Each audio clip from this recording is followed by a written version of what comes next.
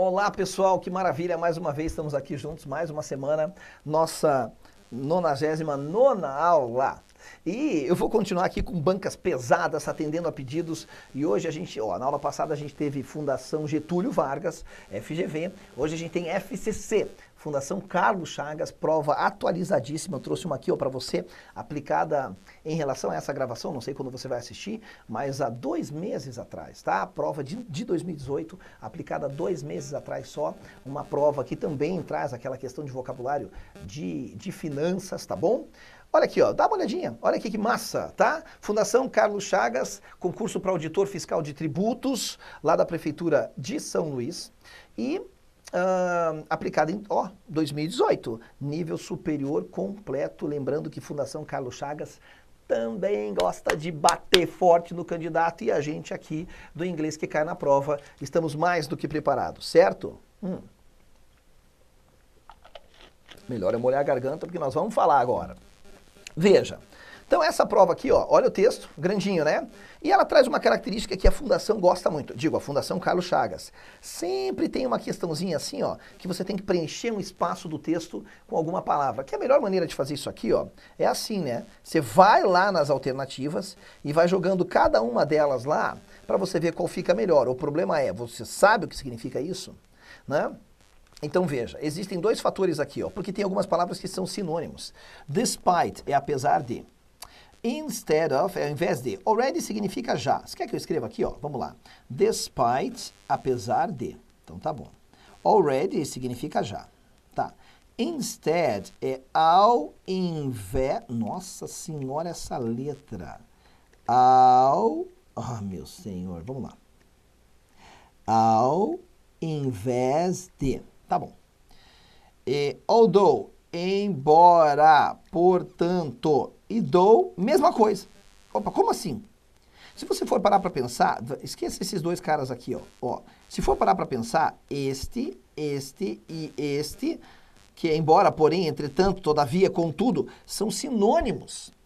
Bom, então eu tenho 3 possíveis respostas que normalmente, o que a gente faria numa questão como essa? A gente descartaria. Fala, não pode ter 3 corretas. Verdade que não pode ter 3 corretas. Mas olha como a Fundação vem judiando. Ela quer saber se você conhece a estrutura da construção da língua, a estrutura do texto. Geralmente, despite vai ou começar uma frase ou vem no meio dela. Assim como although. Então veja, aqui sem querer eu estou te dando a resposta antes da hora, né? O though, se você olhar para o texto, ó, tem um ponto final aqui, ó. É o único cara que pode aqui, ó, preencher essa frase diante de todas essas opções, tá?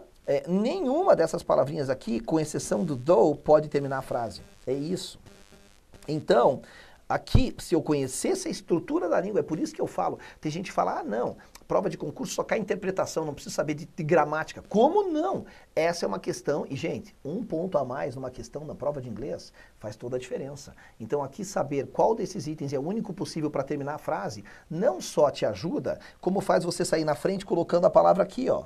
Though significa porém, se pronuncia assim mesmo, though, tá bom? Aí a gente pode agora ler o texto, inclusive com mais facilidade. Então vamos lá.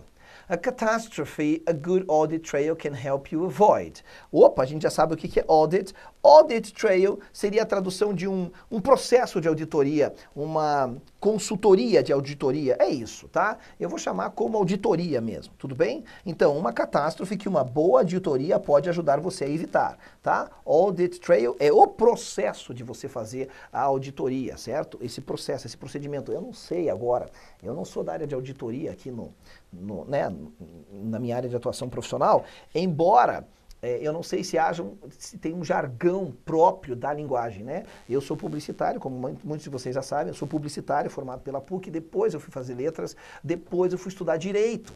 Então, da área fiscal eu não domino muito não, ainda que eu tenha ido até o 6º período de direito, né? Eu não terminei o curso por causa de falta de tempo mesmo, tá bom? Agora vamos lá, agora que o curso é massa, hein? Vamos lá, olha só. Vamos fazer o seguinte, uma coisa que a gente nunca fez. Vamos ler na íntegra, vamos ler ininterruptamente. Eu leio com você. Por que eu gosto de ler em voz alta? Porque eu vou forçando o entendimento pela entonação. É importante saber fazer as pausas corretas no texto para que leve a um melhor entendimento do mesmo, assim como acontece no português. Essa é questão de oratória, tudo bem? Só que a gente raramente fez isso. Vamos fazer uma leitura corrida do texto todo e você faz um teste. Você que já me acompanha faz tempo, veja o quanto você consegue captar deste texto, tá bom? Lembrando que a gente vai considerar o termo audit trail como auditoria mesmo, tá bom? Auditoria. Então vamos lá. Bom, aqui está a data de publicação do texto, né, 2014, embora ele seja um pouquinho antigo, veja, ele foi aplicado em 2018, certo? Então é importante você ter essa consciência, não é que o texto, né, a prova é antiga, não, o texto foi publicado nessa data. Ele diz assim: Ladies and gentlemen, reintroducing your old but underappreciated friend, the humble accounting audit trail. Of course, the idea behind the audit trail is simple, really. When you make the entry or change to your accounting records, your accounting software automatically logs the detail for future reference. Who did that? Who did what, when, how, and for how much? It is the job of the audit trail to make sure that story is always accessible. Olha que bacana. As straightforward as the audit trail is, maintaining and monitoring it properly can keep your business out of some complicated messes, including fraud. The Association of Certified Fraud Examiners estimates that 5% of organizational revenues are lost to fraud. That's more than $3.5 trillion annually defrauded on a global basis. Brought down to the level of the individual organization, the average occupational fraud case amounts to $140,000 of lost revenue. Revenue, gente, que é uma palavrinha que está aparecendo aqui, né? É a palavra, como que chama? Que é o dinheiro que você ganha. Revenue seria receita, tá bom? Receita. Então vamos lá. Aí ele diz assim: The audit trail is the fundamental business tool for both identifying and preventing fraud. Fraud, of course, doesn't just happen magically. It takes an accumulation of actions that will leave footprints. For instance, a common scheme involves entering a record into the AP ledger, printing a blank check, and then assigning a phony payee after the fraudster has made payment to themselves or someone else in on the scheme. This sort of fraud is relatively easy to detect if there is an active audit trail being maintained and monitored. The audit trail doesn't just provide a mechanism for fraud detection, though. The presence of a carefully maintained and frequently monitored audit trail also acts as a powerful deterrent, in precisely the same way as a video monitor, alarm system, or any other visible security measure. Cara, o texto é sensacional. Então ele diz o seguinte, mais ou menos, né? Vamos lá? Ele diz assim, ó. Cadê meu marcador? Eu quero pegar a caneta certa, uma cor bonita, e aqui também que fica mais claro de você ver. Uma catástrofe que uma boa auditoria pode evitar, ó, pode ajudar você a evitar. Avoid é o verbo evitar, beleza? Vamos lá então, cara, o lindo de ver nesse texto é que ele tem uma soma de tudo que a gente já estudou, né? Aquela coisa de verbo após preposição, nem tudo que tem ING está acontecendo, os tempos verbais que a gente já falou aqui anteriormente, mas eu vou manter o foco aqui na questão de aquisição de vocabulário e aquele famoso macetinho da garota bonita, né? Que, cara, esse macete é matador, tá? Se você, por um acaso, caiu nessa aula aqui e não sabe do que eu tô falando, volta para as anteriores, que tem aulas em que eu explico especificamente esse macetinho que eu criei, que é o macete da garota bonita, que é matador para você poder fazer o texto, tá? Ele diz assim, ó. Senhoras e senhores, reapresentando o seu velho, mas não apreciado amigo, né? Quer dizer, desvalorizado, é isso que é a palavra underappreciated, né? Mas desvalorizado amigo, humilde, simples, o quê? Auditoria contável, tá bom? Quando eu volto aqui, eu estou fazendo aquele macete da garota bonita. Auditoria contável. Então, tá bom, vamos lá. O que ele está dizendo aqui, ó? Claro, a ideia por trás da auditoria é simples, realmente. Quando você faz uma entrada ou mudança nos seus registros contábeis, seu software contábil automaticamente acessa os detalhes para uma referência futura. certo? Ele automaticamente carrega, que a gente pode traduzir como logs, como carregar. Os detalhes para uma referência futura, para uma consulta futura. Reference no sentido de consulta. Quem fez o que, quando, como e por quanto? For how much, quanto custou. É o trabalho da auditoria ter certeza, make sure, certificar-se de que a história sempre seja acessível. Ou seja, história no sentido de os registros, certo? Tá bom.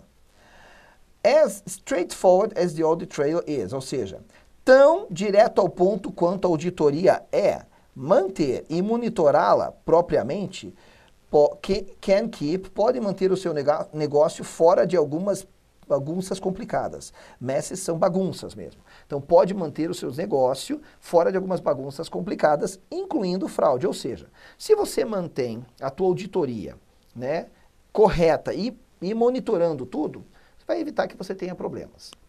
A Associação de Examinadores de Fraudes Certificados estima que 5% das receitas organizacionais são perdidas para fraude. 5% de receita, gente, daquilo que entra numa empresa. Ó, isto representa mais do que 3,5 trilhões de dólares por ano em fraudes numa escala global. Nossa Senhora!